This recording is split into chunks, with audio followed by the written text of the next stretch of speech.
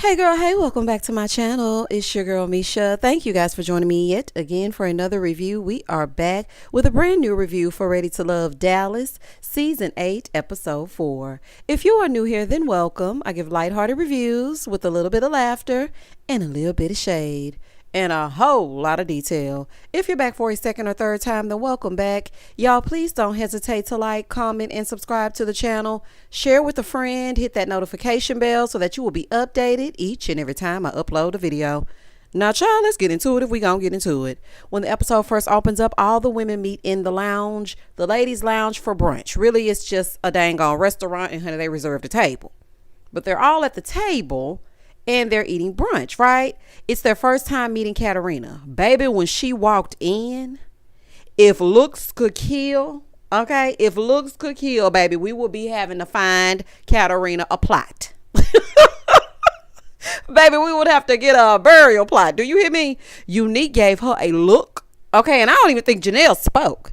I said, baby, the girl's a caddy. Do you hear me? These some caddy heifers. What it reminds me of is when you transfer to a new school and you're a pretty girl, it's like the new girl at the new school that all the boys are looking at and everybody's looking like, what? We been going to this school. What they like about you? Where you from? What side of town you live on? You know, I'm just saying, speaking from experience and whatnot, it's given very much just transferred to a new high school. So Tommy shows up. Hey, sir, how you doing? And so he sits down, he asks Janelle about Chris, and she's like, yeah, you know, he's easy on the eyes. Honey, you know, she holding him close. So Tommy tells them that they need to pull out their boots. And I was like, child, please don't tell Kira nothing about them boots. And their best cowgirl swag, because it's going to be a hoedown in D-Town. But this is my question to them, okay? Ready to Love people, I'm speaking directly to y'all. Why every time they hit Texas, we got to be corny and dress up and do cowboy and cowgirl activities? Why? Okay, we're very citified folks. We don't need to dress up in cowboy boots and Wrangler jeans and tilt our hats to the yes ma'ams and the no sirs as we go on down to the Piggly Wiggly. Why do y'all do that? Why? And you know another thing that irks me, honey, since I have y'all here, honey, since I have your ear, another thing that irks me is when people say, oh, I'm going to Texas. Don't say that.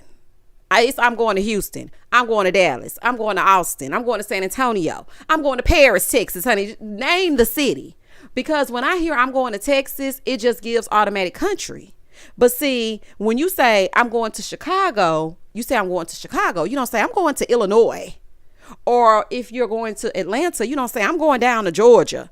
No, you say I'm going to Atlanta. But it's like, put some respect on our name, honey. Put some respect on the state. Say I'm going to Houston, I'm going to Dallas. Child, that's neither here nor there. That's just a side note, but it just really irks me when people do these types of scenes when the city is Texas. I don't like that. Anywho, in the next scene, Sierra goes out with Marie. Girl, you look good. Cute in your little denim. I said, okay, girl. So she comes on in, she sits down. Child, he walked in. Sierra, please. Sierra. Oh, Sierra play too much. So he sits down, right? She gonna say, oh, okay, got your turtleneck on. Baby, when I tell y'all I hollered, sir, I don't think she likes it. I don't think she likes the turtleneck chain combo. I said, baby, now, oh, you got your turtleneck on. So they start talking. He tells her about that ex, honey, and how he really wants to show his son how he loves on a woman, even if he's not together with his son's mother. She starts to tell him that she's always been in serious relationships, honey. She can get a man if she can't do nothing else. And she's like telling him a little bit about herself. So Marie tells her that he feels the most comfortable around her. He feels like he can let his hair down and really get into it with her. And he hasn't told anybody else that. Didn't you say the same thing about Jessica last week in the Gentleman's Lounge? Like, I really feel like these men just really be saying whatever to whomever they're talking to at the moment. And I told y'all that in the last review, I feel like they like whoever they went on a date with that week. That's not how this works, okay? You figure out who it is that you like and you stick with it. For me, I just feel like every time they get around somebody different, they're saying the same thing, but just to a different woman, because I could have sworn that Marie said the exact same thing about Jessica. You know, she just easy like Sunday morning. I could just talk to her about anything. I have never felt like this before. And I'm kind of side-eyeing you, Marie. I really am, sir. So, Sierra and Marie seem to be vibing. They flirting, throwing out little sexual innuendos. Honey, wouldn't be ready to love without it. I could say something about it, honey, but these grown folks gonna do what these grown folks gonna do. So I don't give a damn. If that's what y'all want to do, if y'all want to lead with your whatnots, then go right on ahead, honey, because y'all too old not to know better. Okay, so I don't have time. I don't see a couple when it comes to the two of them, but I feel like Sierra is one of those women who can get along with any guy. She has that personality. She's just really fun, down to earth. She's flirty. She's a social chameleon. Basically, whoever she's with, she can conform to fit that person. That is what I've seen of Sierra since she's been on the scene. Moving forward. In the next scene, Lee and Red meet up. Baby, it's awkward. Baby, this is awkward as hell. They're having this awkward silence while they stare at each other. I said, what is happening? So she's sitting there, he's sitting there, he's looking at her, she's looking at him, not a word was spoken. I said, what is going on? So then she asked him if he's hopeful. He's like, well, let's just focus on me and you. Sir, turn your listening ears on. She said, are you hopeful? She didn't say anything about, well, what do you think about the other ladies? Who else are you talking to? You're not listening. Baby, these two are struggling. Do you hear me? Struggling to have a conversation, struggling to keep this scene going. He starts telling her he had a corporate job and then he did DJing on the side. He worked for the city of Dallas. He went downtown and built a loft. He used to work for the Pentagon. Baby, he was saying all kinds of stuff. I was like, sir, what is going on? He did not come up for air once, nor did he ask Lee anything about herself. Nothing. I was like, sir, are you going to ask her anything about herself? It was giving first interview and I'm hoping for a second. It was giving, don't call us, we'll call you. Like, what are you doing? Why are you running down your resume? It's giving boredom. I was like, oh my gosh, honey, this right here is so boring. Red, what is going on, baby? You can go. You can go. Okay. Instead of red, it's giving red flag. Baby, you can go. You cannot even carry a conversation. You did not ask this woman anything about herself. Then you said something about wanting to be a fly on the wall to see how others think of you and what they feel about you. It must have been something stemming from his childhood. Now, I'm no psychiatrist, psychologist, nothing with the psych. Okay. Nothing with the psyche and whatnot. But I really feel like Red was one of those kids growing up that maybe got picked on. The girls didn't like him, too tough. Then he grew up, he got a little bit of notoriety from who he hangs with. And now he feels like everyone should like him. And if they don't, he needs to figure out why. Red, don't worry about if the people don't like you, baby. If they don't like you, that's fine, honey. It is what it is. Just keep on moving forward. She wanted him to loosen up, and he was just talking about his career prior to becoming a DJ, honey. I was like, sir, we do not care what you used to do before you became DJ such and such. In the next scene, everybody's dressed for the Hoedown in D-Town, giving very much livestock show and rodeo. Kira back in them boots. Any excuse to put them damn boots on. Kira. Kira, stay out them boots. Sierra, why didn't you meet Kira at her house and see what she was putting on? Got this dress on with these boots. I do not know why you think that makes sense, Kira. It does not. Everybody was dressed appropriately except you. We get it. You used to rah, rah, sis, boom, bye with the Dallas cheerleaders. We got it, girl. That is a major accomplishment, girl. I'm so proud of you. But I don't want to keep seeing them damn boots. Okay, I couldn't even finish my song because I don't want to keep seeing them damn boots. Moving forward. So Child Tommy shows up dressed in his southern finest. Hey, Thomas. He says they're at a black-owned ranch, which I thought was cool as heck. And he's telling them at the end of the Hoedown, one person will be sent home. So it's the men's turn to go. So let's see how this gonna go. So as he's talking, Chris steps out and tells him that he has to dip out because he's receiving an award from his company and he's not going to be able to stay the entire time. Here go Tommy. Talking about normally, I don't be letting people leave my hoedowns. Okay. Now I hope for your sake, you just make some connections because you don't want to be gone and then be gone. Child, please. You ain't say nothing to Justice when he dipped out to go drink, party, pass out. He wasn't doing a damn thing. And you ain't say nothing to him. Okay, nothing. And also, congratulations, Chris. Child, I hope he does not go home because he's prioritizing his work. At least he let you know, and at least he showed up. That's Justin, Justice, or whatever the hell his name was. He didn't even do that. He just dipped and then came back and dealt with the consequences later, which there were none. Okay, because he was frat. But that's neither here nor there. That's just a side note. Congratulations, Chris, is what you should have led with, Thomas, but you did not. So they all start mixing and mingling because now Tommy is gone. And so Janelle is over there with Quentin, and she's telling him how she wants her next man to be able to pick her up. Listen to me. Nothing tops a big strapping man with a good strong back, baby, that could pick you up and make you feel so dainty. Oh, it is everything. Do y'all hear me? Baby, that is everything. That is everything to me. That ex, honey, that soon to be ex-husband, when I tell you he could pick me up and sweep me off my feet, honey, making me feel like Tinkerbell. Do you hear me? Baby, that is everything. So I definitely was like, Janelle, listen, girl, we see each other. Over on the other side, Chris shows up. Hey, Chris 2.0, that is. So Chris 2.0 shows up. He's introducing himself to the ladies. Sierra is like, he cute and whatever, but I got to make sure he ain't hatfishing. I know that's right, girl. And so the producer was like, what is hatfishing? She said, he look good as hell with a hat on, but when he take it off, he really ain't talking about what he say he's talking about. I know that's right, girl. You got to make sure. So he's talking one-on-one with Unique, and he said, her stern nature had him afraid of her at first, but she's just cool. She's just being who she is. Now, for me, I don't see anything wrong with letting a man know up front that I will not be tolerating disrespect and foolishness. Because, she wasn't aggressive with it. She just said, based on her past relationship, she will not be taking anything less than she deserves. What is wrong with that? I don't understand that, Chris. What are you talking about? Over on the other side, Janelle is in the hammock talking to Herbert. They're laying down. She's talking about how her grandmother used to have a swing and she misses the simplicity of it. He starts talking about something totally different, honey. I have no idea what they're talking about, but she did say that Herbert and Quentin are her top two. And sometimes they're interchangeable depending on the conversation. I am so confused. Obviously, they're not showing us anything because I thought that she liked Red. And she was shading Kira over Red 2 episodes ago. And I ain't seen her talk to Red since. So I just have no idea, honey. I didn't see Herbert and Janelle making a connection. But it is episode 4. So I guess anything can happen. As they're getting their hammock on, here come Quentin talking about, y'all a little bit too cozy over there. Y'all a little bit too close. Sir, leave them alone. It'll be fine.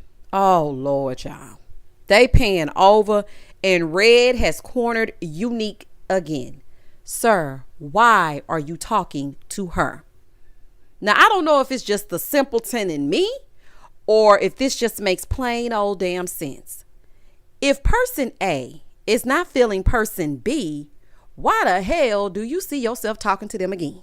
It ain't making no sense. If you are not feeling me and you don't like me and you've done something to offend me, I will keep my distance from you. I don't have to communicate with you. Why are you talking to her? And that's why I'm saying I feel like Red needs constant validation and he needs someone to like him. She doesn't like you, sir. She don't give a damn. She doesn't like you. So anyway, he comes over there and he's telling her that he doesn't like bad vibes and bad energy. And it seems like, they're there to try to get to know each other. But for those two, they didn't really hit it off and he's just trying to keep the peace. So Unique basically was like, I said what I said and I ain't changing it. And I was like, well, damn, ma'am, what you said hurt his feelings. Okay. What you said was rude to him. Okay. Granted, it was a joke and you feel like he should be able to take jokes, but he still felt a little bit slighted. So she just gave when I had an initial conversation with you, I felt like we weren't vibing and I just didn't like it. He was like, well, you didn't get to know me.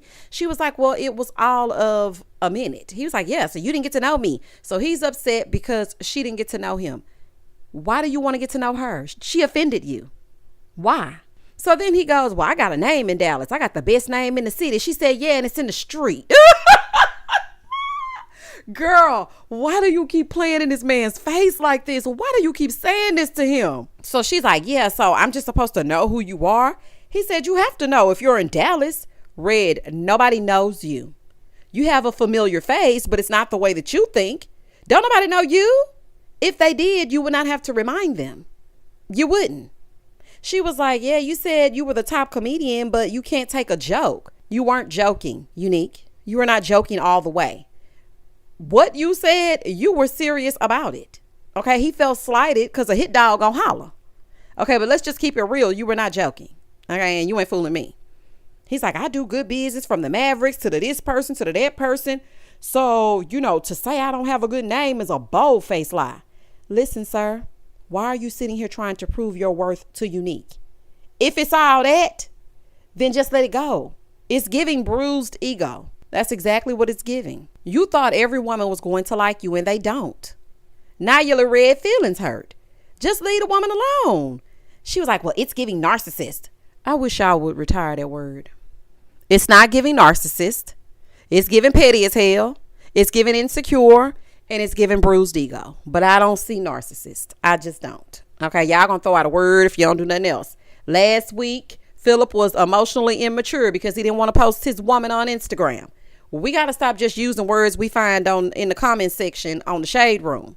Okay, y'all got to really know what y'all talking about when y'all be saying certain things, honey, because I don't know. It just wasn't giving that to me. His manhood is a little bit hurt. That's what this is giving.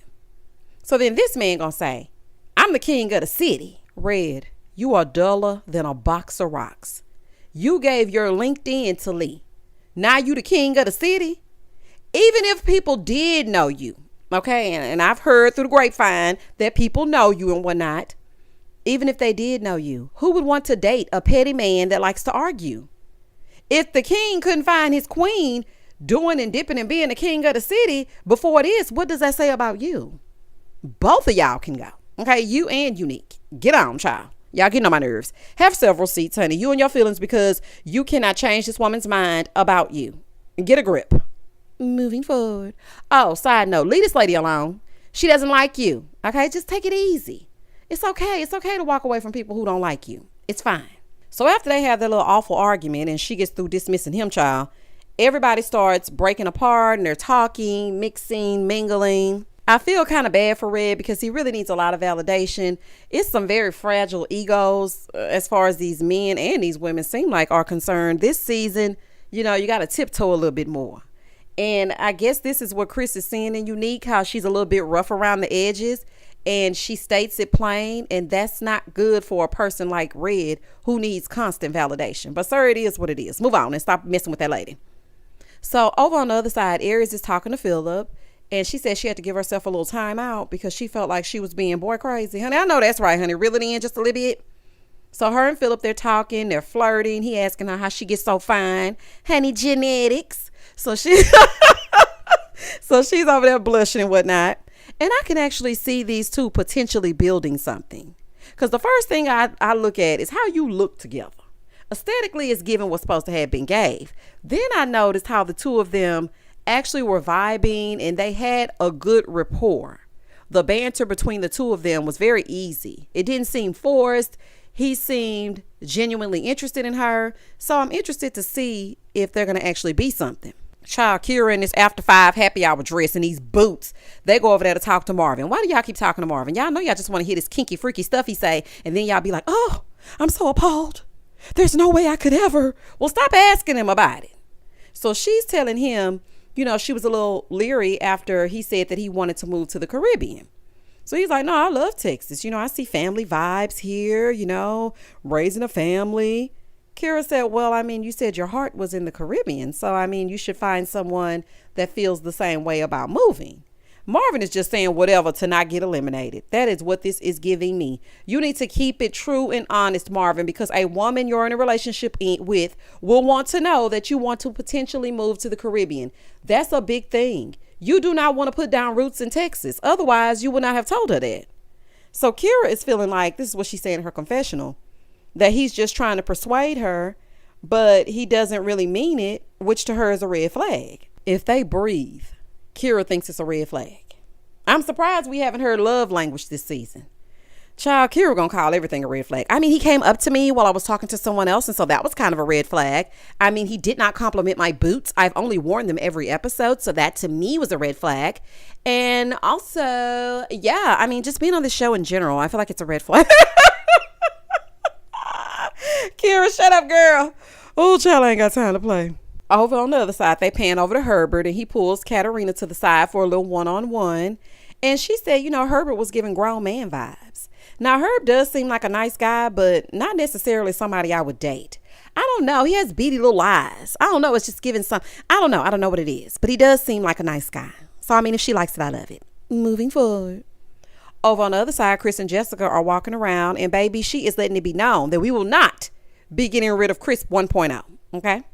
See, Chris, This is the kind of woman you want. She's a winner. She's proactive. Okay, get in there. I know that's right, girl. Help your boo live to love another day. But it would be silly for them to eliminate Chris due to him going to work to receive an award.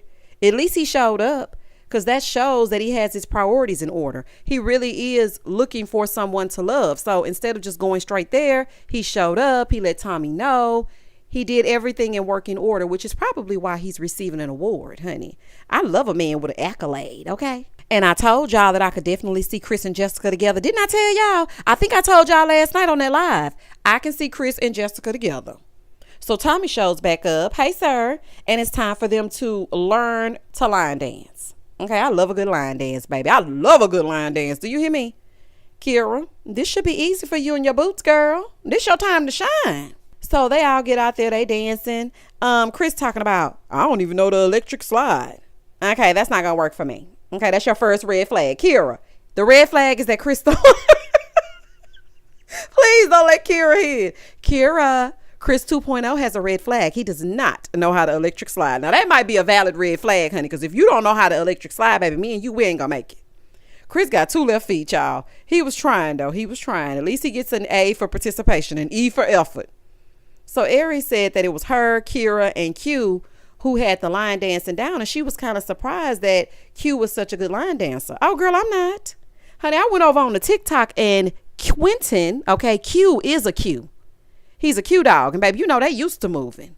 Okay, they used to doing it, honey. They used to doing it. So because he's, a fraternity brother, I am sure that he can line dance with the best of them. So Janelle and Quentin, they go over and they start talking. He's telling her, it's been easy and genuine to talk to her, and he feels like they have a genuine connection. Now, me personally, I'm not feeling the Quentin Janelle thing. I don't know. But I like that he brings out the softer side in her, because, Janelle can be a little bit much. But when she's with him and when she's with the men, it seems like she's softer. But when she gets with the girls, it's like, honey, them claws come right on out. Do you hear me? They pan over to Marvin and his freaky deek stories, and he's sitting over there talking to Lee. So he's telling her, he wants his next relationship to be his last relationship. And she said, so is that a monogamous relationship? I know that's right, honey, because Marvin is seeking a sister wife. He already said he is open to having 5 and 6 different spouses, honey. Everybody can get in. And you get a man, and you get a man, and you get a man. All y'all gonna live under one roof and be tied up with balls and whips and chains, honey. It's just, oh no, ma'am, honey. So she wants to make sure that he doesn't get bored with her. So he was like, with the things that you have, you're gonna keep me satisfied. And what things does she have, Marvin? What? Just like Kira said, he says what he thinks you want to hear. So she asked him what things were those. He starts telling her that he has an ass worship fetish. Okay. I was like, what? She's like, I'm not sure what that is. Girl, it sounds pretty self-explanatory to me. Okay. He has a fetish for the derriere. That's basically what he said. So then he starts talking about his oral fetishes and his forced big O's. And I'm like, baby, forced and the big O don't even sound right together. Like, what are you talking about? He has let this become his entire personality. Quite frankly, he's ready to get laid.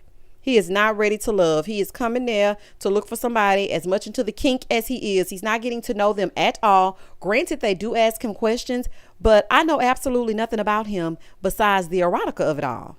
I don't know anything about Marvin. Anything. Also, I noticed that Lee seems kind of dry. Now, I like Lee. Pretty lady. But she seems kind of dry sometimes. I don't get any personality from her yet. Like, I really need her to put forth a little effort, a little oomph. Okay? Just give us a little something. So then Tommy shows back up. Child, Tommy keeps coming and going. So he shows back up because it's time to eliminate a man. So he pulls all the ladies to the side. So he's asking them who they're feeling. Lee says she's feeling Quentin. Their connection is still strong. She's like, yeah, we're twins. Tommy said, nah, no, y'all ain't. Quentin don't look like that. All right, now, Thomas, calm down. Okay? I told y'all last night, honey, I saw Thomas in them comments. Calm down. So Janelle said Quentin as well. She's like, yeah, he calls, he checks on me just for no reason, always calling me. Honey, she got to let them know that he called her every time they get together, child. Unique said Chris. She said he's a man's man. She likes his country boy mindset and his city boy ways. Unique, you might want to focus on somebody else, honey. I think Chris sees you as more of a friend. I don't think he likes you like that. He doesn't light up when y'all speak, and he semi-called you aggressive in the men's lounge, honey. I don't think he like you, okay? You're a nice lady, but I don't know. So Aries said Philip because they talk a lot. He calls, he checks on her. Katarina said Herbert. Of course, she thought he had the grown man vibes. Sierra said Marie. And when she said his name, I was like, was he at the Hoedown? Marie, listen, you're becoming not so memorable. I do not even remember seeing you there. Kira said Herbert. Of course, the shady producers panned over to Janelle to get her reaction. And of course, Jessica said Chris. Now, who they aren't feeling, Lee said Red, okay, because it's giving red flag. He's just gray, honey. It's just bleh, okay? It's like, it's meh. You know how people are like, that's what Red is giving. Sierra said Red, Kat said Red, here Red, there Red, everywhere Red, okay? Red, you are known. You are known in the ladies' lounge as somebody they are not feeling. Unique said Red because they aren't a match. She said he's simply not for me. Now, what I did respect is her not bringing up their argument. Because she could have easily said, yeah, he tried to come up to me and talk to me again and we got into it. She didn't give that. She said he's just simply not my type. And I was like, okay, I respect that. Janelle said Chris ain't for her because she doesn't get anything and he just runs down his resume and this and that. So she doesn't like him like that. Aries said Marvin because his lifestyle isn't for her. Kira and Jessica also said Marvin. So they all gather. Jessica comes up to speak her speech very eloquently, might I add. I said, okay, Jessica, give him a speech, honey. She comes up. She's telling them, Red and Marvin, to come to the carpet. She tells them what the women felt when they came up with their names and to be continued. Ready to love. Please tell us who is going home the day that they're supposed to be going home. Like, what are y'all doing? Every time it's time for a man to get eliminated, we got to wait until the next week. And that was the end of the episode. Y'all comment down below and tell me exactly what you thought about this episode. What did you think about Red confronting Unique about what she said 5 episodes ago? Y'all have already had a conversation. That happened episode 1. We are on episode 4. She's not changing her perception of you. So why do you continue to talk to her? I'm just confused. And what do y'all think about Marvin always talking about the erotica of it all? Like, what is happening? Anywho, listen, y'all, we will be having a Ready to Love live next Thursday at 8 p.m. Central Standard Time. Meet me there so we can discuss this episode. If anything comes up, I will announce it in my community tab. But I hope to see y'all there. Please don't hesitate to like, comment, and subscribe to the channel. And as always, stay safe, stay blessed, spread love, not germs. Peace.